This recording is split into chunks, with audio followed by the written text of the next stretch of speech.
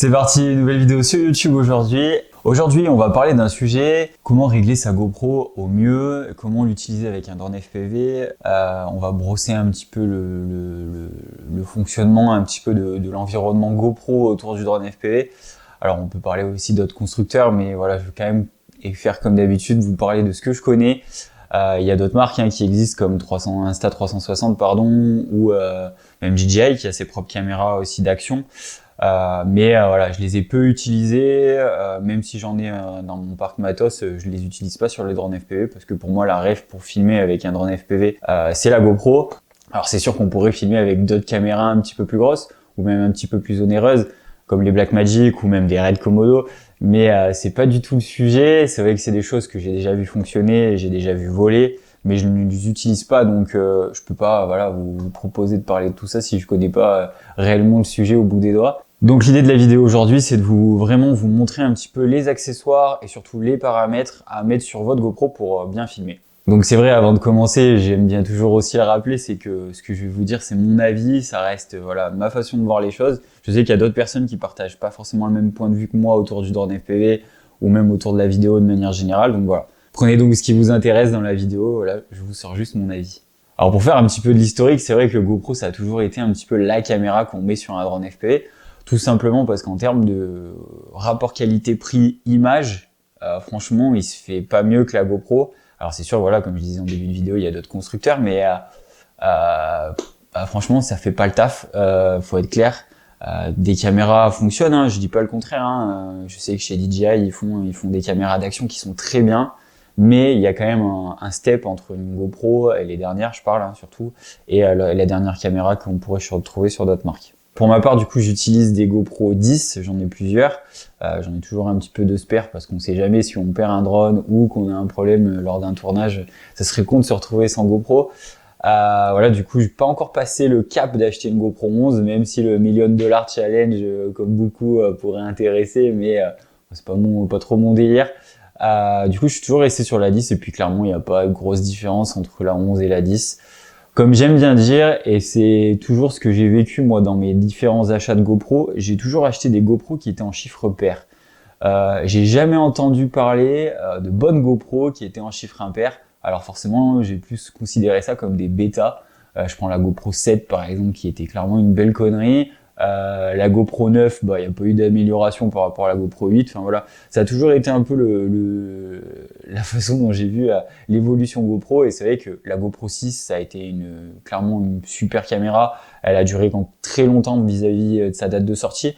On l'utilisait encore, je parle surtout de beaucoup de pilotes de drone FPV qui utilisaient encore des GoPro 6 liés à la stabilisation aussi, parce que ça rentre aussi en compte.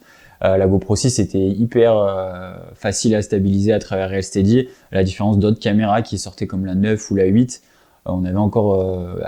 maintenant c'est plus trop le cas parce qu'il y a d'autres logiciels qui sont sortis pour stabiliser et même RealSteady est devenu hyper puissant. Mais voilà, la GoPro 6 est restée moi dans mon parc, même pour bosser jusqu'à encore la sortie de la GoPro 10 quoi. Donc ça a été une caméra qui a vraiment duré dans le temps. Donc voilà, GoPro 6, GoPro 8, GoPro 10 qui pour moi sont les bonnes caméras à utiliser sur des drones FPV. Si vous êtes débutant, même je vous conseille d'ailleurs d'acheter une GoPro 6 parce que clairement ça fait la super image. Vous pouvez en trouver des vraiment pas chers sur le bon coin. Même j'ai envie de dire, si vous avez un peu plus de budget, n'hésitez pas à acheter une GoPro 8 ou même une GoPro 10, ça fonctionne très bien. Donc voilà, l'historique un petit peu sur GoPro est maintenant fait. Voilà, c'est vrai que c'est quelque chose que j'ai vécu avec les années au final et cette évolution-là, je l'ai vu comme ça. Et voilà, donc maintenant je reste sur une GoPro 10 et j'attends surtout une GoPro 12 qui à mon avis sera plutôt sympa. J'espère de belles améliorations en termes de capteurs, c'est ce qui nous manquerait un petit peu, surtout sur les basses lumières, qui pourrait être hyper intéressant. Enfin bon, voilà, je m'attarde pas plus sur le sujet. On va maintenant parler de matos et donc comment mieux filmer avec une GoPro parce que votre GoPro elle suffit pas spécialement en fait pour filmer. Donc il y a deux points à voir par rapport à la GoPro. Moi j'utilise toujours, je vais vous donner cet exemple là que j'ai à l'heure actuelle, j'utilise donc une GoPro 10 et donc du coup ce que je vais vous montrer c'est pour des GoPro 10 mais ça n'existe pas forcément pour des GoPro 6. Je vais parler du coup dans un premier temps de la batterie. Alors pourquoi je parle de batterie sur un sujet de vidéo? Et tout simplement parce que je l'ai vécu dernièrement et je le vois au quotidien.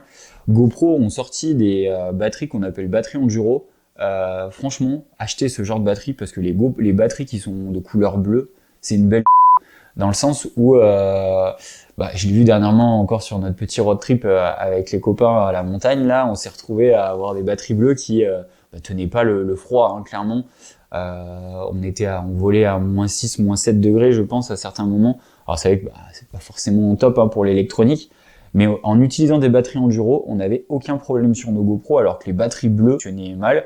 Donc c'est pour ça que je conseille ça à utiliser en vidéo, parce qu'au final, on s'est retrouvé à avoir des caméras qui, au moment où on volait, s'éteignaient parce que il faisait froid, alors que ça se produisait pas avec des batteries enduro. Donc voilà, on améliore donc un petit peu sa qualité vidéo si on n'est pas coupé en plein milieu.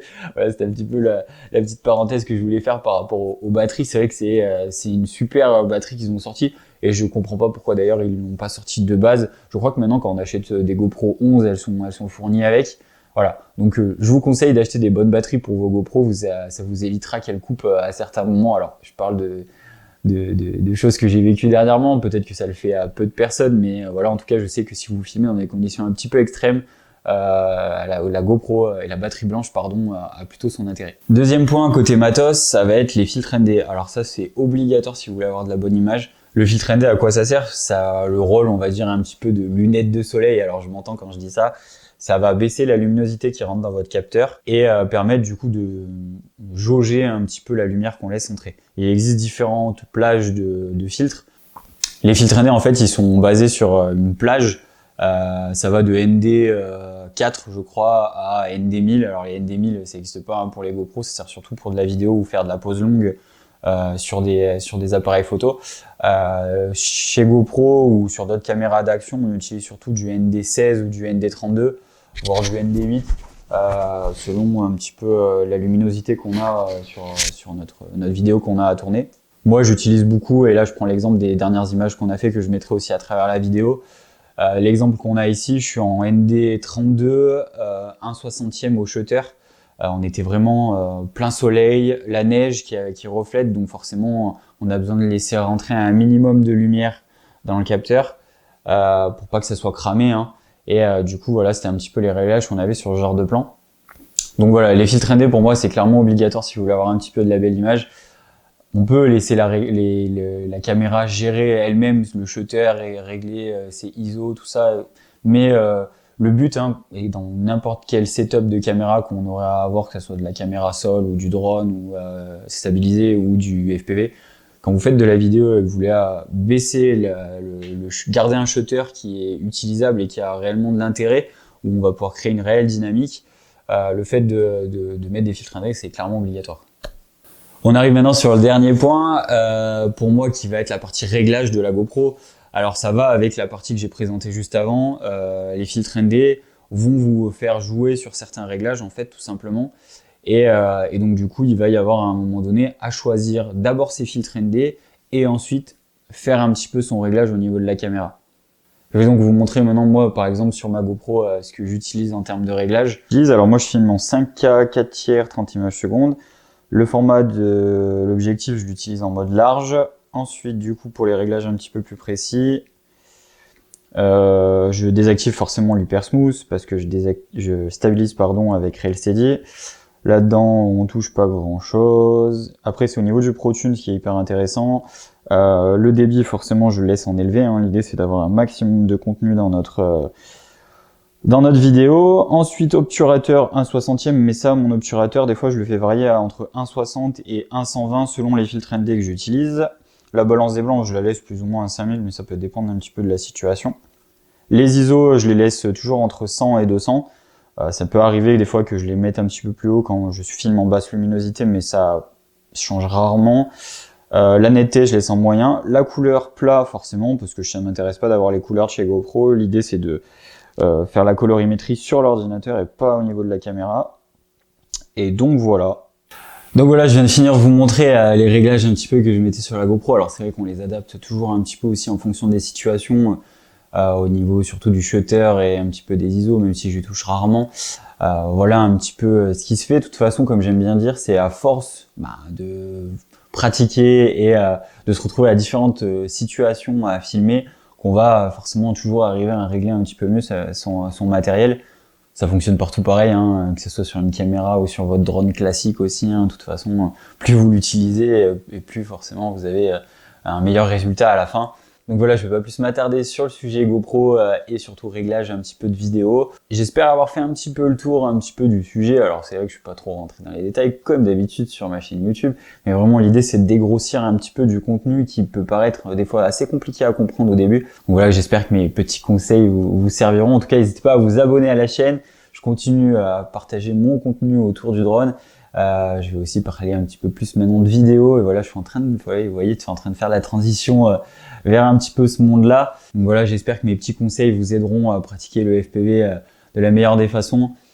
En tout cas, moi, je vous retrouve très rapidement pour une prochaine vidéo autour du Mavic 3 classique, je pense. Voilà, j'ai pu le tester et la question, c'est de savoir est-ce que je vais changer rapidement mon Mavic 2 Pro. Je sais pas. En tout cas, on se retrouve très vite pour une prochaine vidéo. Ciao!